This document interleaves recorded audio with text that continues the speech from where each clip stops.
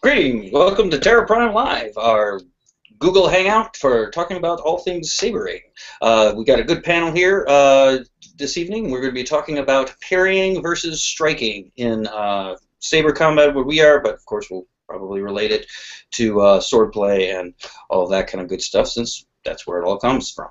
So let me introduce our panel so far this evening. We'll just go across here. We've got two of our knights. Jeff Macklin and Rick, how you gentlemen doing? Excellent. Very good. All right, and one of our apprentices, Orynthius. How's it going? I'm very well, thank you. All right. Okay, so let's just kind of get into it, I suppose. Parrying versus striking. This little topic came up on our LX forum a while ago when we were talking about different forms, and of course, Suresu and Ataru come up. And in our system here at Terra Prime, Suresu and Ataru are very, very linked. And in fact, they're kind of they're almost identical in how they are. They're just a little bit different in their attitude, right?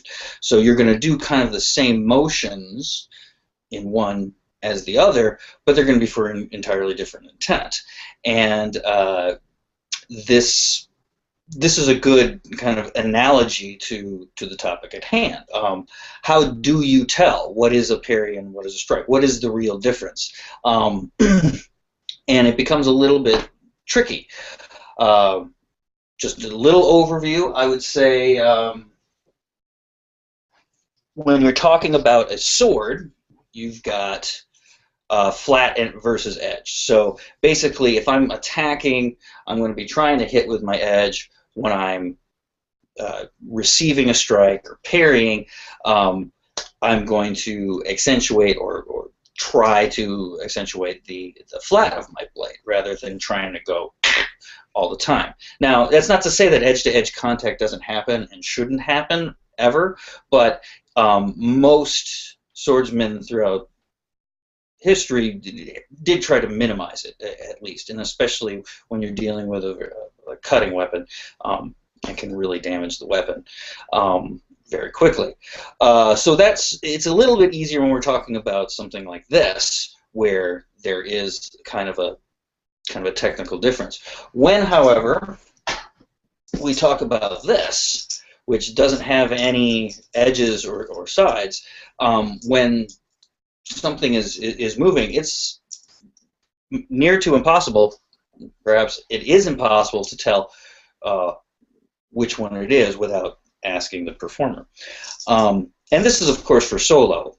When we're talking about solo routines and practice, and if I'm going to be practicing my parrying, what's the difference in practicing my parries versus practicing my strikes, all of that kind of thing.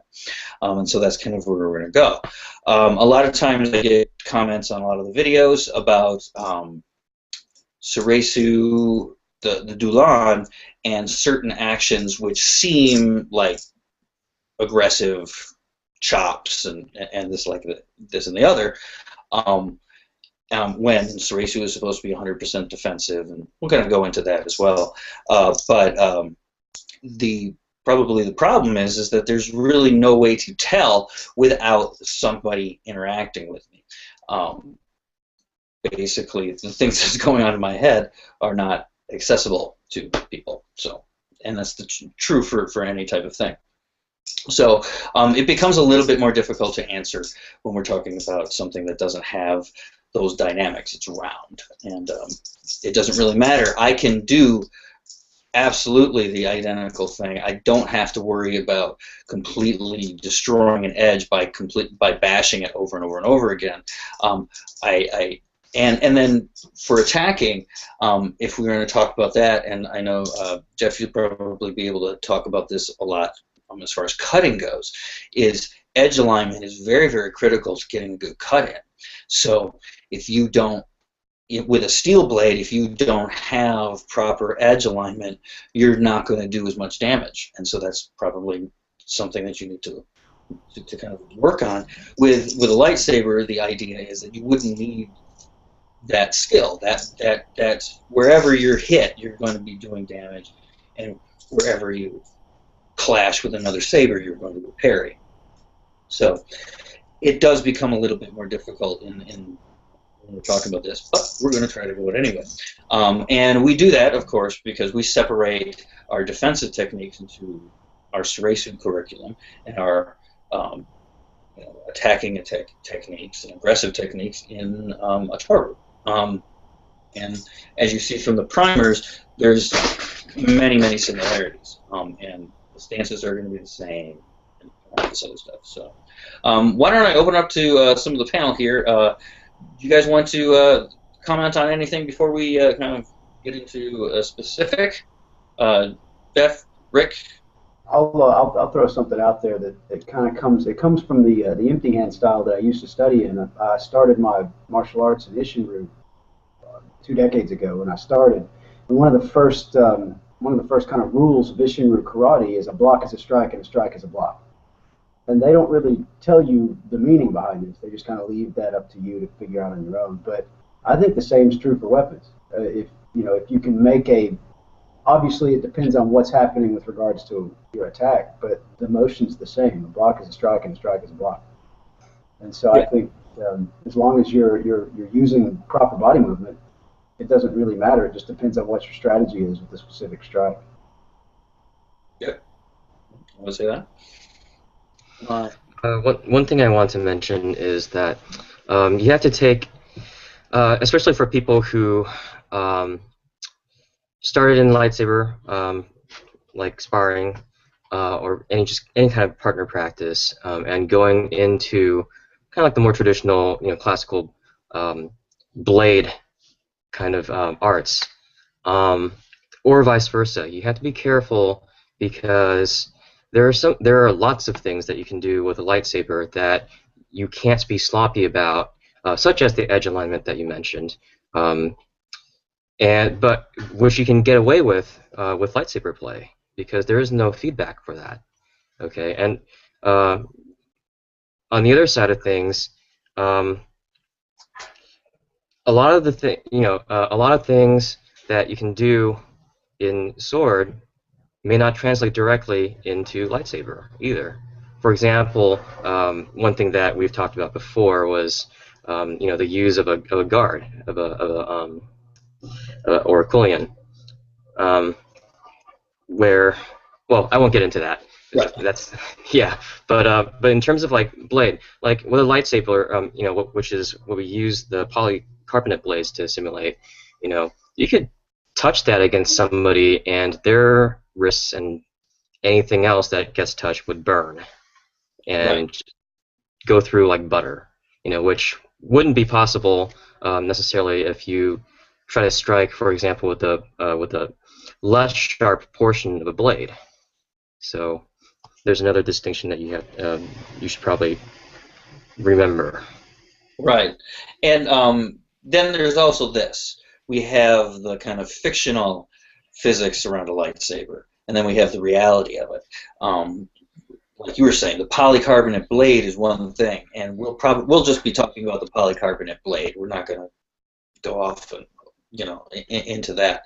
But the crossguard is an interesting. It is a good thing to just kind of touch on, because one of the things that the crossguard is obviously used for is for parrying strikes and for helping you parry strikes. You can receive stuff, you can bring it into your hand, and you don't need great, huge crossguard to do that, right? A tsuba or a Chinese guard here has plenty of room as long as you have contact.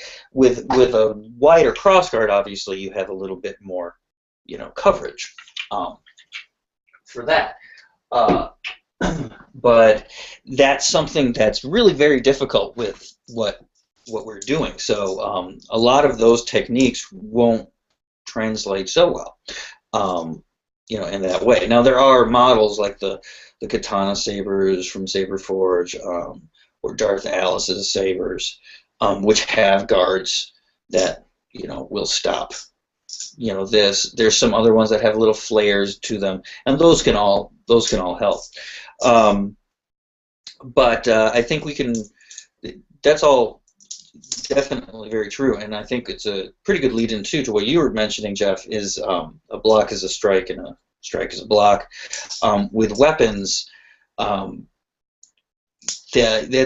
exactly what it is. You don't. You can look through all kinds of treatises, like in here that tell you don't just parry and block without advantage. Meaning, when a strike is coming in, you just don't receive it and then wait to receive the next one. I think Joachim Meyer's German longsword talks about every technique, in fact, having different parts, the cut and the parry. So no matter what you're doing, there should be both of those things involved. Now, even when it doesn't necessarily mean that every move that you do needs to be a fluid riposte where you're making an attack and a parry at the exact same time. But the idea is that you're never just blocking, right? Because that's just letting them kind of get closer to you, right? You always want to kind of push an advantage. So, for instance, I can receive a bunch of blows if I want to lead my opponent into a particular combination, which I've seen them kind of favor, right? And I now have a strategy to kind of deal with it. So I can feed them certain things and let them go through their sequence. But again, that's not really just parrying. I'm parrying for a reason. I'm receiving these blows and allowing them to go through their little pattern because I saw an opening within that pattern, and I'm waiting for that opening to come up again, right? The other way to do it, you can talk about beat parries, where you literally hit the other weapon, and that throws their weapon off the line, not only stopping their strike, but also opening up lines for you to come in, and all of that. So it's a historical thing. It's a living tradition thing. I think it's very common within all martial arts, and especially weapons, stuff like that. Because even when you're talking about steel, you don't want to get cut. You want that fight to be over as quickly as possible.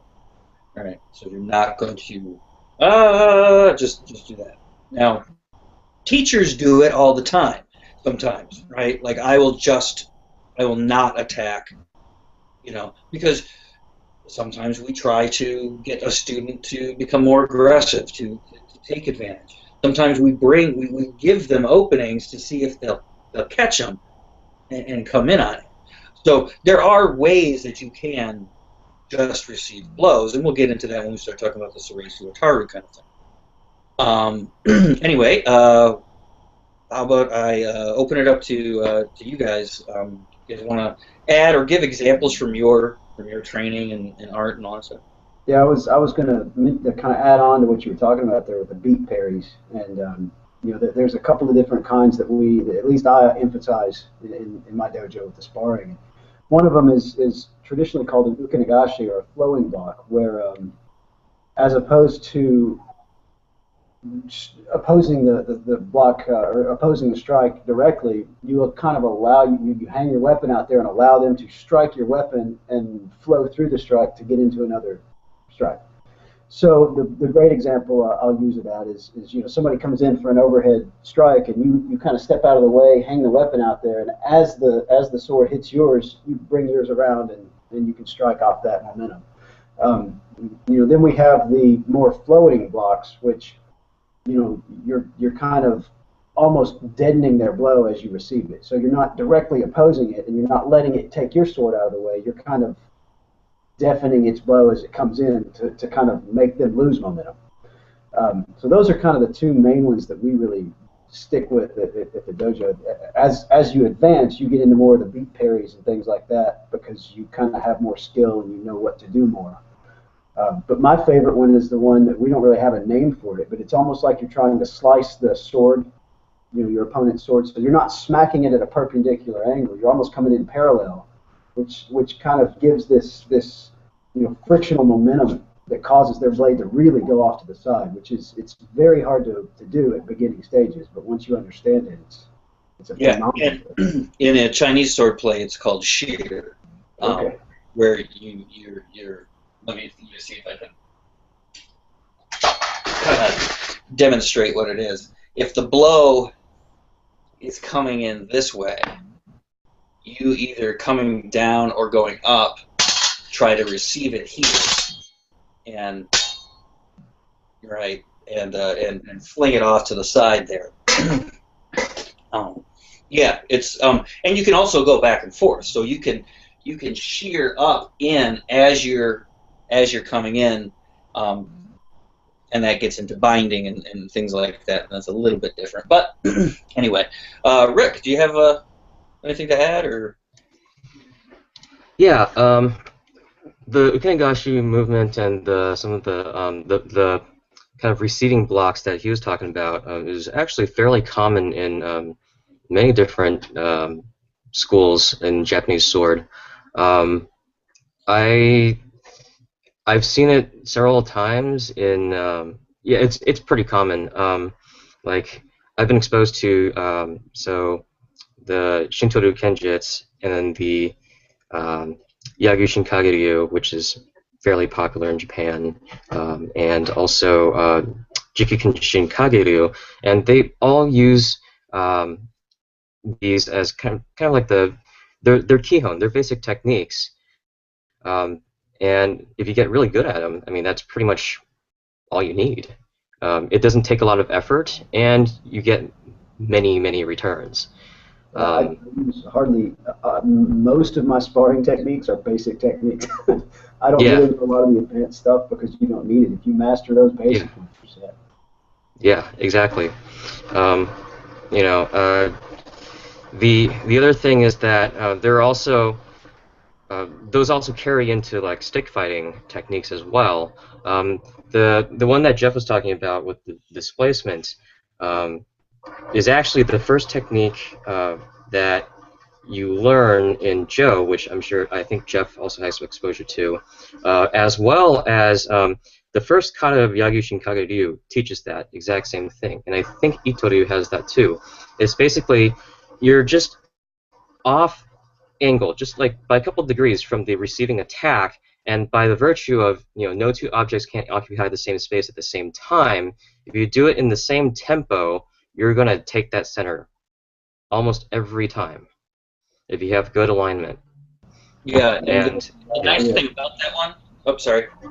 No, I was just agreeing. It's exactly what I was thinking. The nice thing about that, about shearing techniques, at least the way they're used in the Chinese systems, like Baghuatian and some of the other stuff, is that you can come to a hit with the edge, or you can come with a thrust, because like you said, if you get that at the right tempo and at the right time, you will take that center.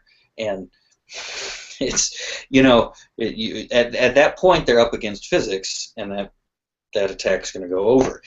I think shearing is probably one of the better techniques to look at when we're talking about the parries and versus attacks, because that can look exactly, no matter what weapon you're using, even if you're using an edged weapon, look exactly like cutting at the other person's weapon. So.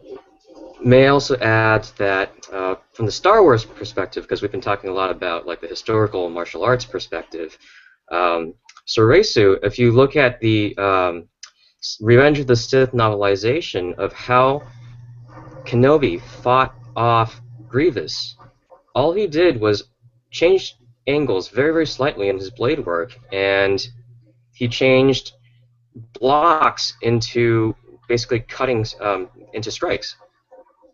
And he took off two of Grievous's hands that way. So there's the connection right there in terms of Star Wars and Soresu. Yeah, and that's just I think it's a function of this type of combat, hilt-based weapon combat, where I mean you're talking about, I mean, things can happen in an instant. They're happening in spaces like this tiny.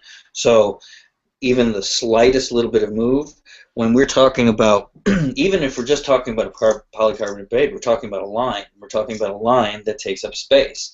So when I am occupying my center, you can't get to it unless you move this out of the way. And so that becomes probably one of the major concerns. Now, it should be one of the major concerns, and that's what we're talking about when we're talking about strikes and blocks being very identical. When we're talking about Suresu and all of that, you'll notice we have all of these things here. They're going to look exactly like they do in other forms, but you're going to be using them a little bit differently. You're going to be thinking about them a little bit differently. We're going to think about sort of maybe receiving them closer to the hill, right? So when I'm thinking about it, if I'm going like this, I can think about parrying, right? Or I can think about striking, right? And it's very difficult to tell the difference unless you're in my head, right? Because one, I'm stopping here thinking about receiving and striking the strong, right? And the other one, I'm letting the strong follow through so that the quick will do that strike. And it's almost impossible to tell the difference if people are not interacting. And even when people are interacting, if two people are good, both of them will be parrying and attacking at the same time. That's the whole point, and that's what Meyer was talking about. That every technique that you do, whenever you do a play, whenever you do what did he call it? He called it a particular thing, but there is a parrying aspect of it. There is a cutting aspect of it. There's a footwork. There's all of this maneuvering. Everything comes together in this one technique, right? So that you're going to come in. And I think we do one tap the temples in Shicho, which is back like this. It's often, I think it's called a thwart cut in German in Meyer's book. It's called the soaring dragon deflect, or the stab both eyes position, depending on what you're doing. But when you look at some of the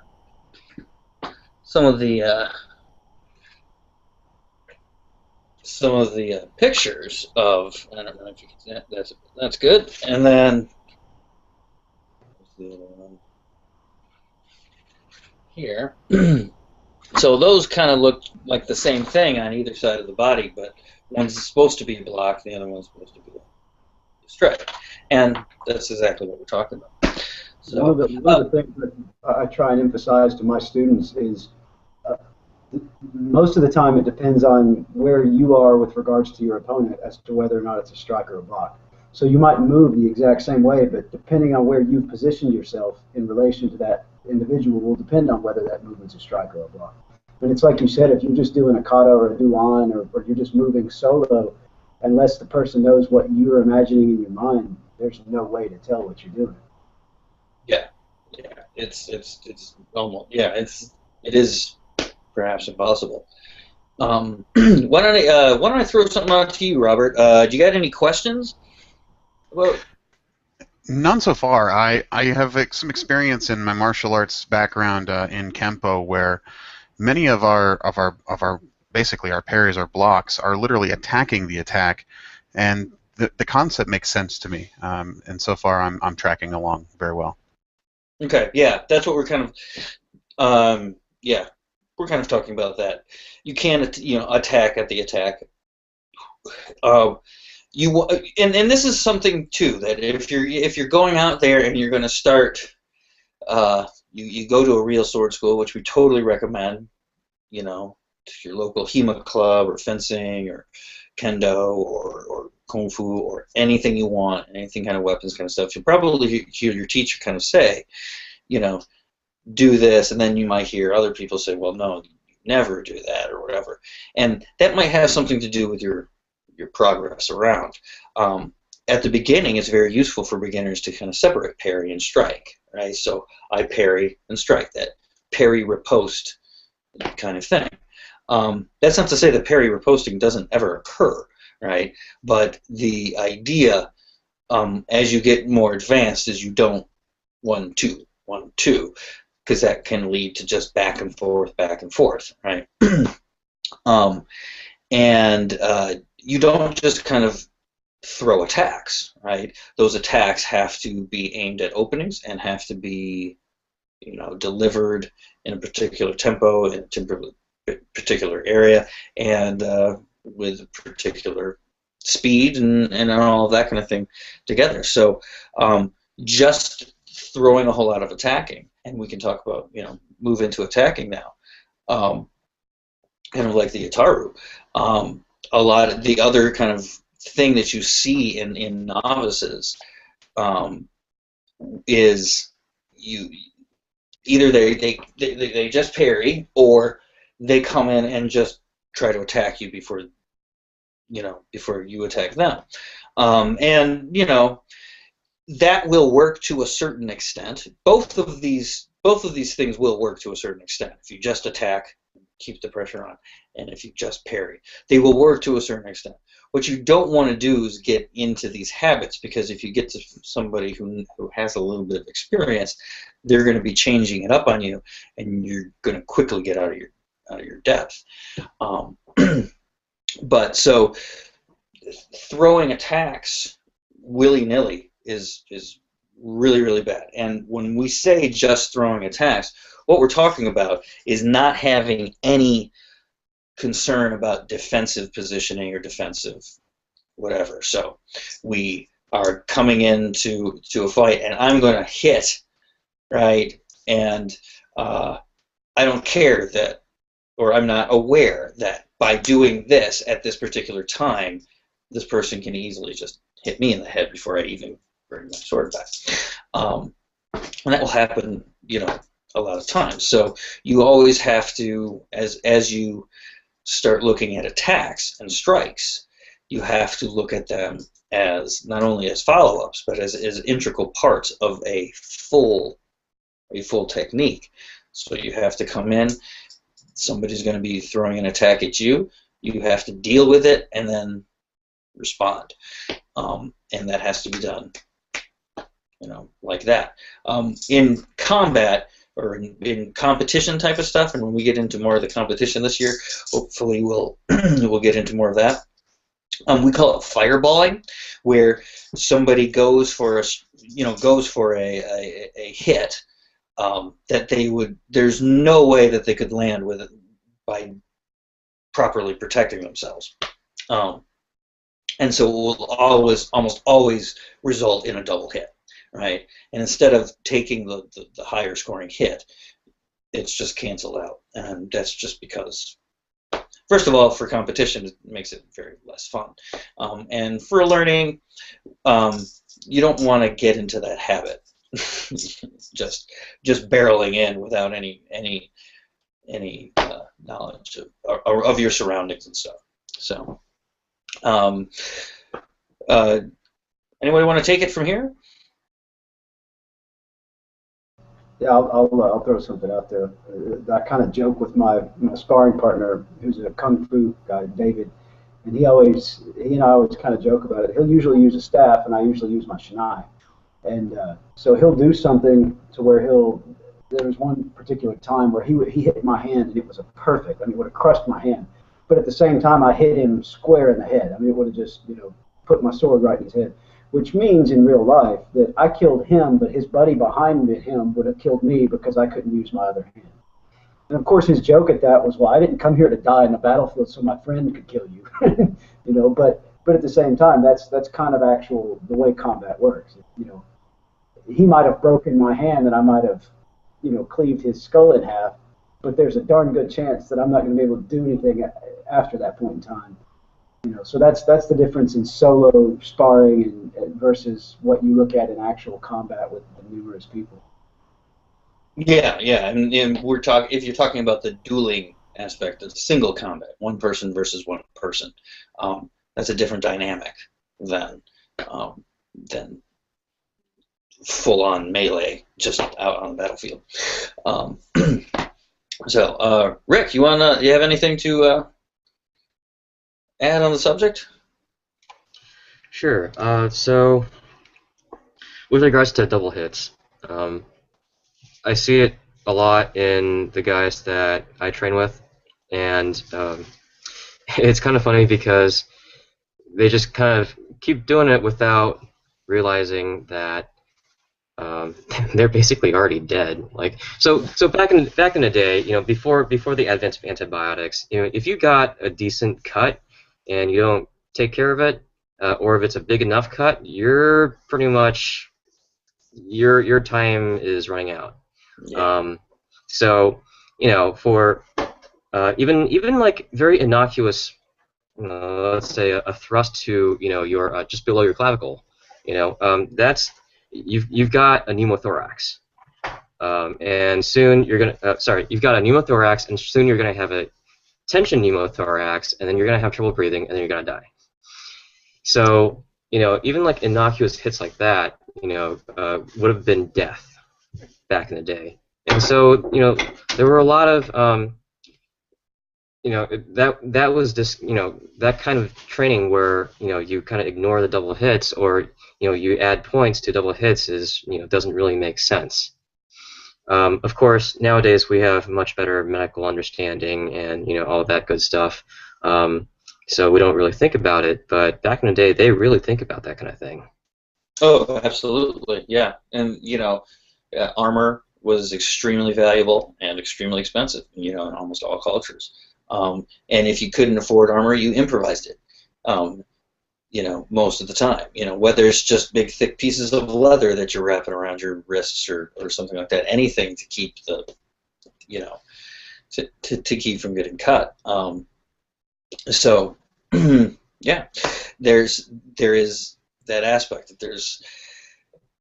It's not to say that the double hits don't happen, as you go on, but we're talking about why you ignore them in training, because at that point, well, that's you're both dead, so that's it. And we'll play around with different types of things, but the idea is that you're not going to just attack, because if you even get a light blow or something like that, it can be it can be death. And if it's not death, it can be dismemberment, it can be disability, and disability may be worse than death depending on what time period you're living in. So there were evil people about who would dip their swords in all kinds of nasty crap, and so that it would give you tetanus when they cut you, awful stuff like that. So yeah, you definitely want to, when we're attacking, we don't want to just attack, right? We don't want to all that. You have to cover your openings, and you have to understand that when one door opens, another one closes, and vice versa. So if I block over here and I close this door, right, this door will be open, right? Well, that doesn't mean that I'm completely uncovered, right? And at higher levels, like when we get into Form 5 and stuff like that, opening those doors is essentially like entreating somebody to give you an attack. So if I'm in here, and here's a really good example. So we've got the Suresu and the Ataru things, which kind of represent what we're talking about here, and both of them have an opening stance. It's both of their stances are very, very similar, right? The Suresu one, of course, is the kind of more upright, kind of get low here, where you go down and you go back like that, and the Ataru one comes to here. Right, this one's generally lower. We do it in do-back rider, and we're holding it like that. So, in Form 2, we usually keep our weapon arm extended along with our Zone 5 leg, right? Because that gives us the most reach, and all of that. And so why don't you just keep that stance all the time, right? Well, there's something called a passing step. There is something to be gained as you move and from side to side, as we talk about these opening doors. And as we get more and more through the primers, you'll start to hear those doors starting starting to be mentioned again and stuff like that. So when I go through here through my big door, that's going to create certain motions. Now, if I'm like this, right, and my motion into the big door will be here, because when I'm here, it's kind of basically I'm closing this side of my body, right? Like you would have to be up to something pretty nefarious to just go ahead and attack the closed space, right? You would have to have a plan, right? So the conceit will be that you're going to start out whatever position by doing either a passing step or going through that door. From here, we can parry very easily, right? Also, having this, I can bring it not only in front of me and keep it up here, but I can keep it in back. I can change it so that I can extend it out more in front of me. I can bring it further back. I can start controlling this space rather than, and we've described it as a cone before in Makashi in Form 2, where you're trying to keep everything kind of in front of you. And that's really suited to single combat.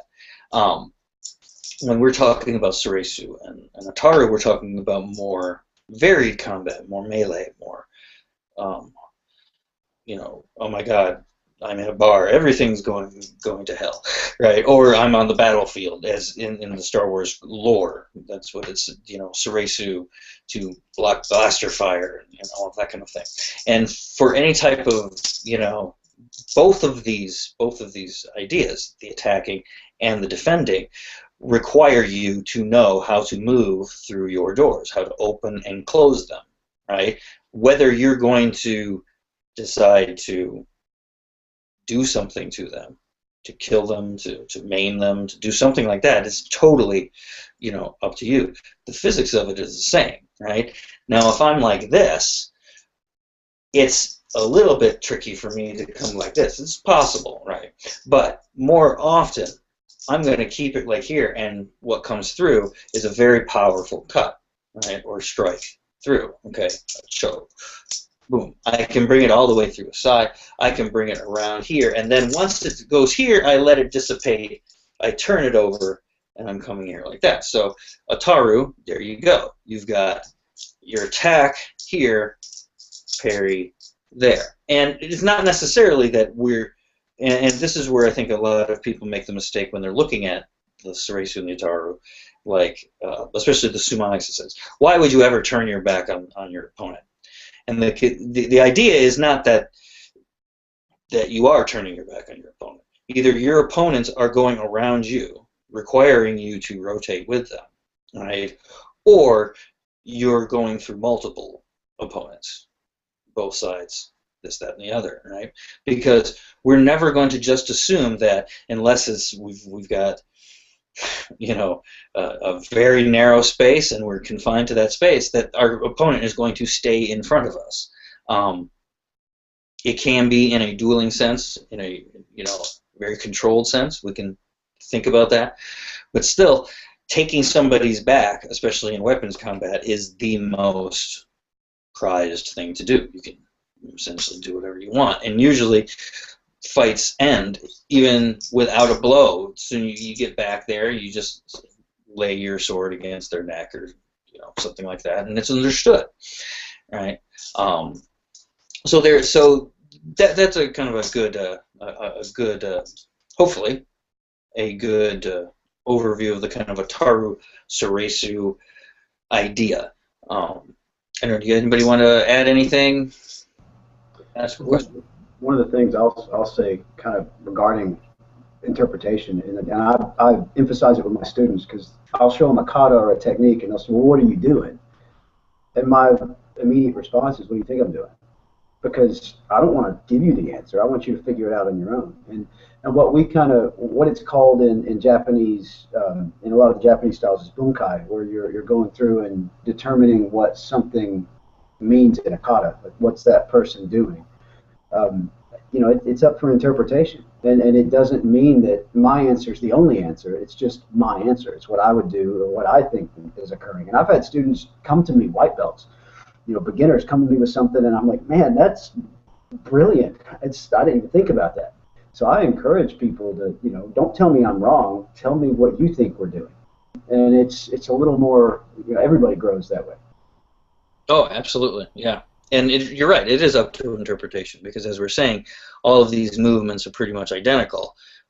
So your application, your stitching them together, your way of thinking of them, all of that's going to be pretty unique to you. So we want to hear, everybody's perspective, and that's what we're really about here as well. Rick, you want to jump in on this, or? Hang on a second. I'm looking through one of the treatises and trying to find this. Well, as you're going there, I can read this little excerpt from here, where they talk about using the long saber. So it's like a Mudachi or a very big katana type of thing, and it's straighter than most other things because it can thrust too. And it's used a lot in spear combat and stuff like that. And they say here, if one only cuts and chops like using the saber, Yu Yang, the old sword saint, will laugh to death. So there's one. Go ahead.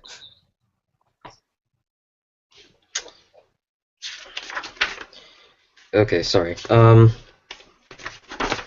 you remind me of the topic that we're talking about right now? Sorry. We're talking about attacking versus defending, parries versus attacks, all that stuff. Okay, all right. So, I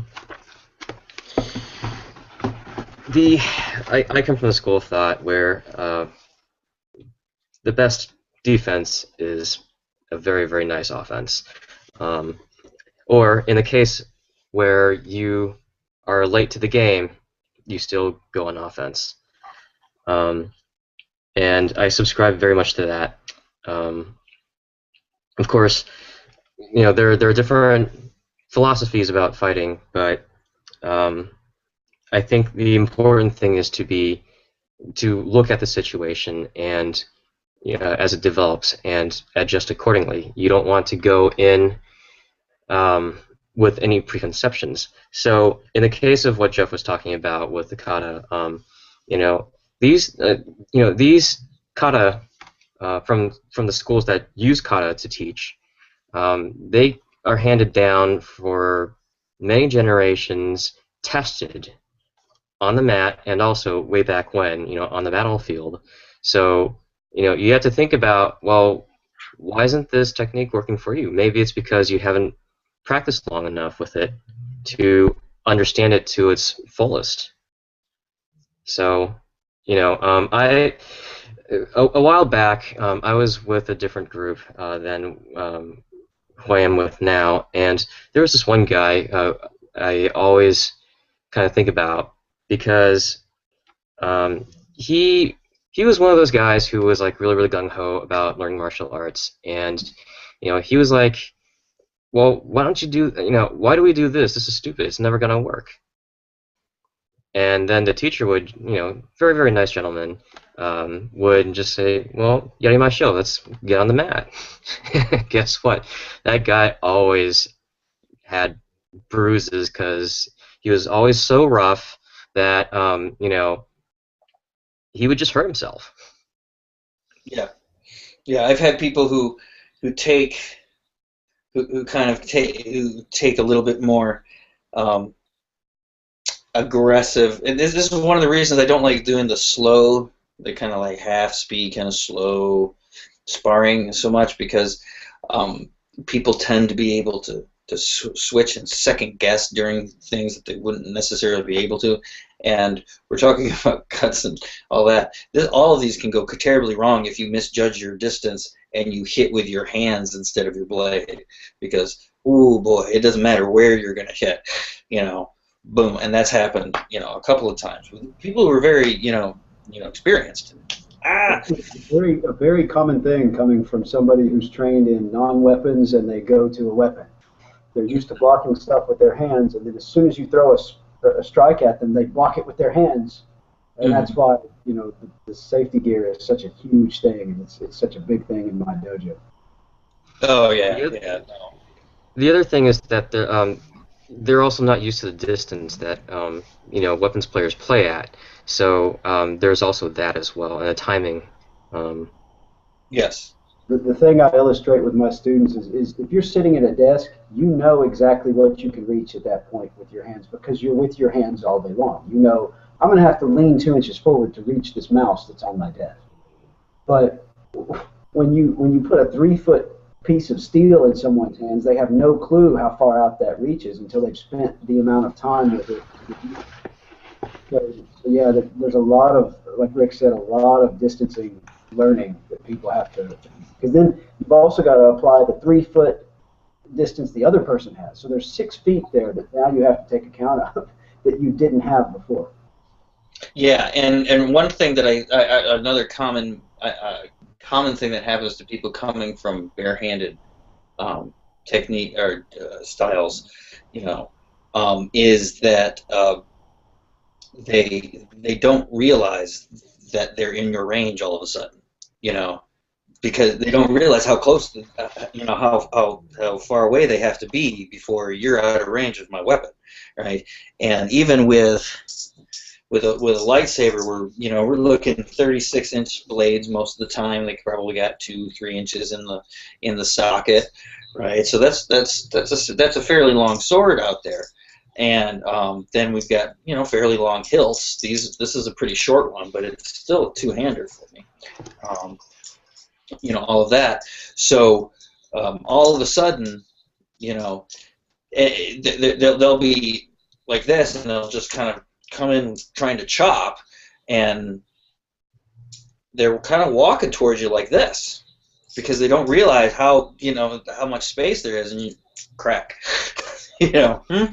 Well, but it's the distancing thing, and attacking and defending both require a really good gauge of distance and timing. That's one thing that I'd like to bring up, expand on. I was about to mention that was the importance of distance and timing for offense and defense, because you can cramp somebody's technique by getting in close, at the right time, and that would be a purely offensive move, or you could hurt them a lot. Mm-hmm. For instance, there's a technique in German longsword called the Krumpau, and you can see this from the Ringex, the illustrated version of Ringex. So this technique is called a crooked strike because it's almost like a windshield wiper motion, and what that can do for you is, depending on your distance and your timing, you can basically deflect somebody's weapon to the side. So, like this, just like that, and you can follow up the strike.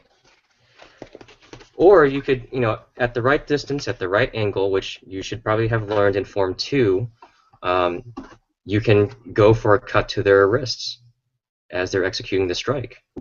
Yes, so it really... Yeah, with a lightsaber, wrist cuts are totally game. They can be debated in regular combat, but here, and to go with that Krumpau thing, here's the Chinese version of it, which is called the spread wings posture. There you go. And it's basically the same thing. And there's many different ways that you apply that. You essentially going over the top of the other person's weapon, and so you have your hands crossed like this. Now, that gives you this nice little motion right there, you see? So there's a really good example of an attack and a parry and a defense all kind of wrapped up into one, right? Another good example is a thrust. Thrust seems totally offensive. Well, how could you possibly use a thrust defensively? And it's how you were talking about it, crowding them, right? If I am in the bind with somebody, and this works pretty well with a lightsaber too, and I just thrust forward through them, as my blade kind of rolls over their blade, it's going to bring it closer to them. So if they've just received something there, if we're in the bind there, that's going to kind of bring it closer to them, right? So as I go through like that, and that's why those are usually used in Soresu. Also, keeping people at distance. I don't want you coming closer to me, so I throw my point out, right? Usually at your face, someplace you'll notice it. So you're gonna stop your technique, or you're gonna try to, knock my attack out of the way, which is gonna lead up for the technique you guys were talking about earlier, where I take that force and I let it follow through and go over to the other side. So yeah, and none of these work, and all of them work, both, on proper distance and timing. If you do not have the proper distance and timing in any of these techniques, the opposite of what you expect will happen, right? You will not parry the strike. Their strike will hit you. If you are late to that, if you don't have the right pressure, if you're not at the right angle, the tables turn. And this is what we're talking about, is it being such a zero-sum game, sword combat. And I think I can speak for most of us here. That's why I like it, because it's, I've done both the barehanded stuff, and of course, being an old guy, I do like the fact that I can put a steel cage on my head now. Yeah, there's a totally different dynamic in weapon play that isn't present, and I adore it. But anyway, so Robert, everything go as we're finishing up. Any thoughts you wanna put out here, or questions, or? Just a quick thought. This is the reason that Makashi has become such an important step towards Ataru and Soresu. That's that time where you learn how long is your saber, how do you stand, how do you hold it, where do you move it, getting it around your body and towards your opponent, just moving the saber around. If you don't have that base understanding, moving past that, you'll find yourself making the mistakes where your distance is off, your timing is off, you step into an attack instead of properly turning against it, and that's why I'm happy that I'm still working on Makashi right now.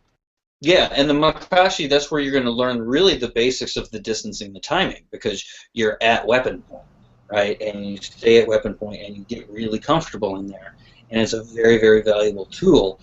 And then you can start switching it up by doing passing steps and coming through and getting all of that dynamic. And then when you get to Form 5, it just becomes an all-brawl. But just a fun one.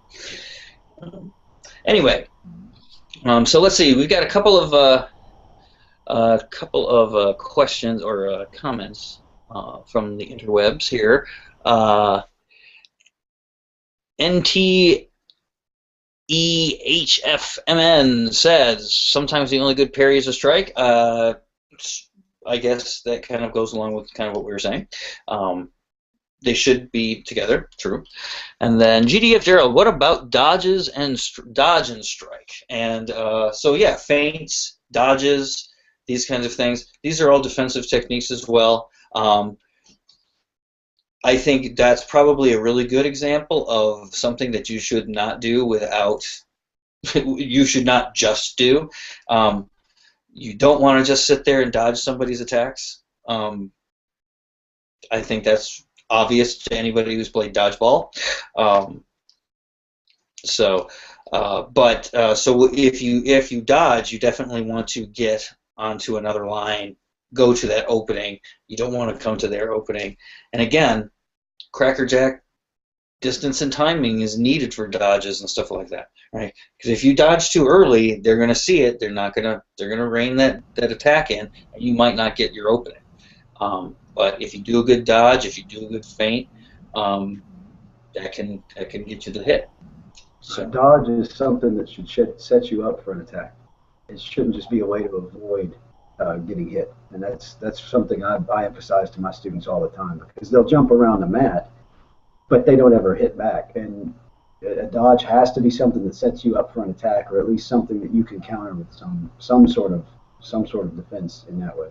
Yeah, we in the system of Chinese sword that I learned, which is the historical /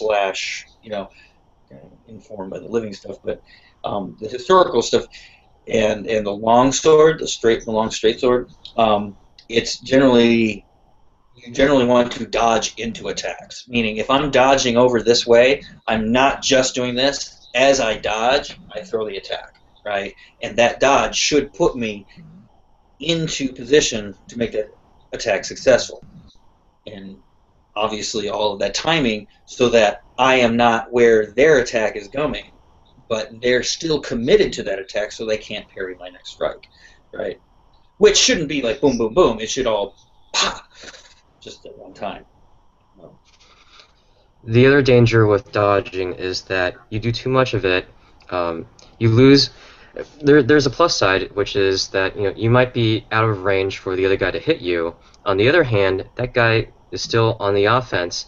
He could drive you into a corner, or you could, in a large space like a basketball court, and you're practicing and you're dodging around. You can afford that space, but that's not always going to be the case. Mm-hmm. So you have to think about that. Yes.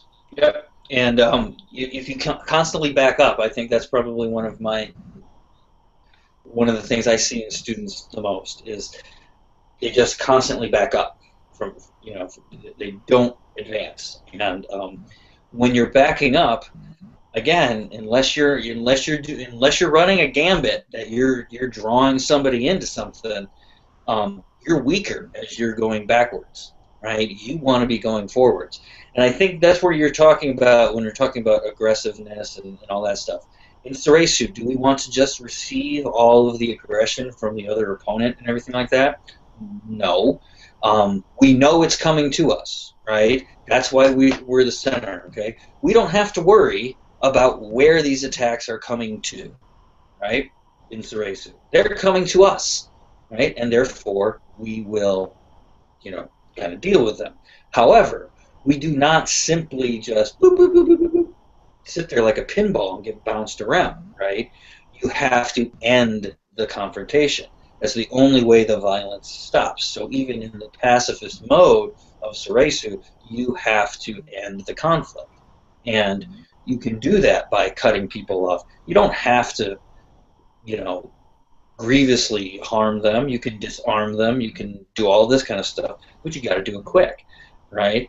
And it has to be effective. So whether or not you're going to come in Soresu, there's probably a couple of ways you can do it with, parries and beat parries and stuff like that, and try to drive somebody into a place where they can't really launch attacks, or immediately get into the bind with them and crowd them that way, bring it through. And that's in a single combat idea. But either way, even though you may not be attacking them as in that way, you have to remain on the offensive, and you have to keep doing that. But again, don't just be on the offensive. You have to be reactive. You have to be going all that stuff. So it's always a balancing act. Okay. Final thoughts, gentlemen, before we end. Anybody? I just want to reemphasize, the fact that it doesn't matter how much you train on your own. If you don't ever learn timing and balance, or timing and distance rather, you're going to be off balance in your training, and you're not going to understand how to apply those kata to any kind of actual combat. So, like Robert said, Form 2 is very important for that. Yes, especially for people who are doing just the lightsaber and they want to kind of get into it that way.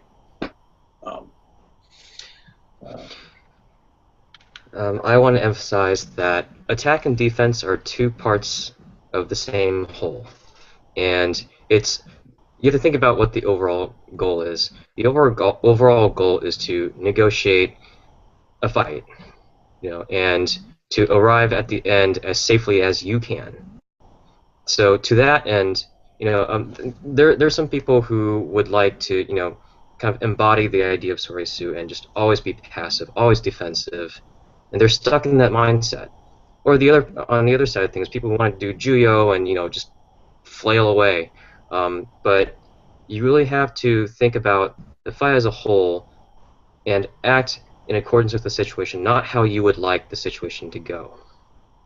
Absolutely. And that's a really good example of people, and I think we all in our martial arts careers and have seen this in novices. I know I was guilty of this when I started out.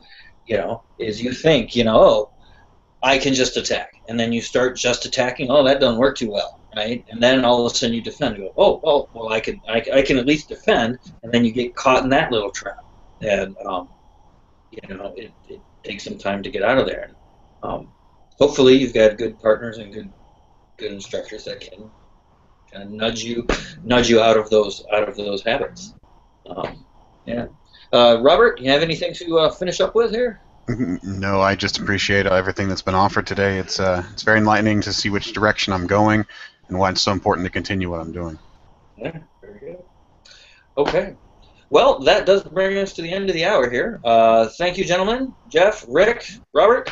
Thank you all of you for tuning in. If you're watching this after the fact, go ahead, leave questions in the comments. Hopefully we'll get to them. Sometimes good pluses are weird and everything, but hey, we'll give it a shot, and we will see you next time. Check us out on Facebook on the Learners in Exile, and other than that, we will see you next time. Have a good week, and happy sabering. Oops. Aha.